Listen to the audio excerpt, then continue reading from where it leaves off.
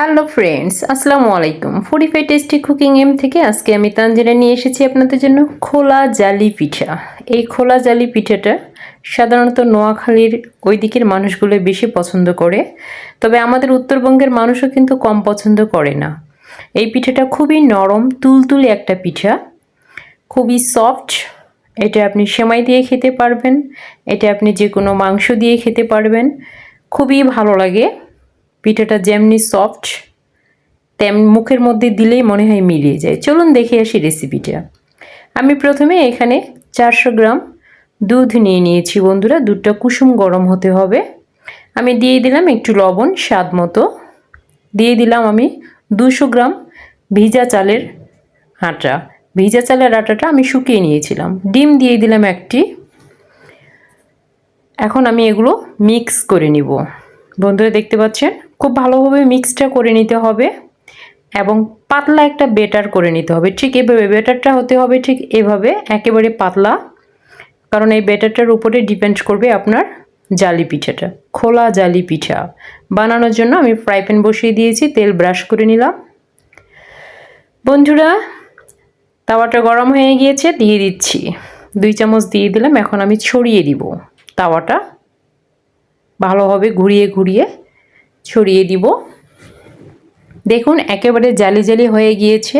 পিঠাটার নামই হচ্ছে খোলা জালি পিঠা।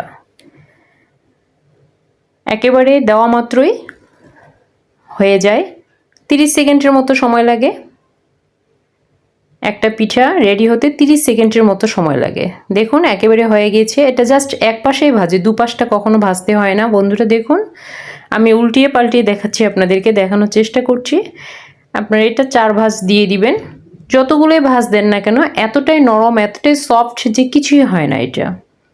বন্ধুরা আমি আর একটা ভেজে দেখাচ্ছি আপনাদেরকে। যতবার ভাজবেন অবশ্যই তেল ব্রাশ করে নেবেন। আমি দিয়ে দিচ্ছি আবার ডোটা, খোলা জালি পিঠার ডো। 2 চামচের বেশি দেওয়ার প্রয়োজনই নাই। দেখুন দেওয়া মাত্রই একদম জালি জালি হয়ে গিয়েছে, বুঝতেই পারছেন। দেখুন আমি কিন্তু ক্যামেরা অফ করিনি, এটা বানানোর সময় ক্যামেরাটা অফ করিনি, ভাজার সময় পুরো ক্যামেরায় অন ছিল। জাস্ট দেখুন আপনারা, দেখুন আমি দেখানোর জন্য দুপাশ দিয়ে দেখাচ্ছি, বাট এক পাশটা শুধু ভেজেছি, আর এক পাশে ভাজার কোনো প্রয়োজন নেই। 4টা ভাঁজ দিয়ে দিলাম। বন্ধুরা কত সুন্দর আমি পরিবেশন করেছি, দেখুন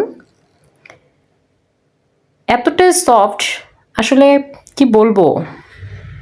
আমি আপনাদেরকে ছিঁড়ে দেখাচ্ছি, অনায়াসে ইজিলি উঠে আসে। কত জালি জালি, প্রচুর জালি, আর এটা পুষ্টিকর। এটা দুধ এবং ডিম দিয়ে তৈরি। দেখুন আমি হাত দিয়ে মুষ্টি করে ধরছি, তারপরেও দেখুন ঠিক যেমন ছিল পিঠাটি তেমনই আছে। আমি হাত দিয়ে একবারে মুচড়ে নিচ্ছি, তারপরেও দেখুন পিঠা যেমন ছিল তেমনই আছে। নামে হচ্ছে খোলা জালি পিঠা। অত্যন্ত পুষ্টিকর একটি খাবার, দুধ আর ডিম দিয়ে তৈরি। বন্ধুরা এটা খেতে কখনোই মিস করবেন না। আশা করি আমার এই রেসিপিটা আপনাদের কাছে অনেক ভালো লাগবে। অনেক ধন্যবাদ বন্ধুরা, থ্যাংক ইউ।